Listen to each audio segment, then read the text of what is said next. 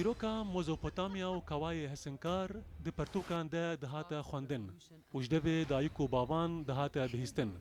Derhenerê Kurd yê Rojavayê Kurdistanê li Wend Omer ev dîrok kira filmeke sînemayî û niha ev film li bajarê Hewlêrê tê pêşkêşkirin.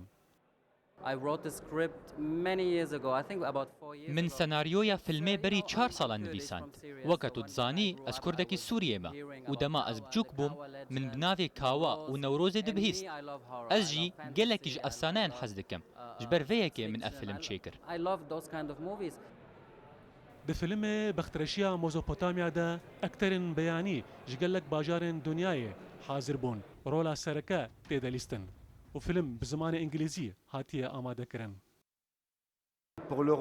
من رولا دهاک دوی فیلمی de lîstiye. Ev rola hanê pir zehmet bû. Ji ber ku behsa dîrokeke pir dûr û dirêj dike.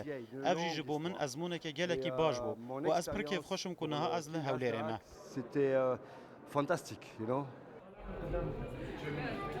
من طراح لباس این فیلم بودم. من دیزاینا جلوبەرگên vê filmê çêkiriye. Ev jî ji min re ezmûneke baş bû ku min li gel baştirîn hunermendan kar kir.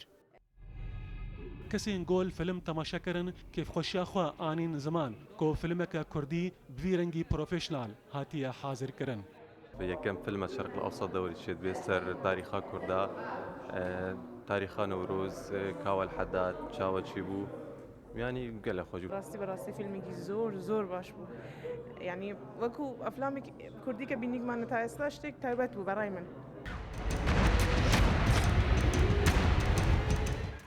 فیلم di dawî de gotinekê dibêje tevîko kewayê hesinkar ez dihak dikuje û Kurdan ji zilma wî xelas dike lê herdem Kurd û axa Kurdistanê dibin metirsiyê de ye û dibê got berevanî di ber de bên kirin.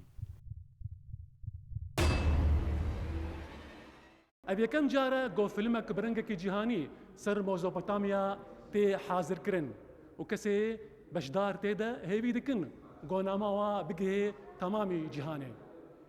Dilxwaz Behlewî, Rodaw, Hewlêr.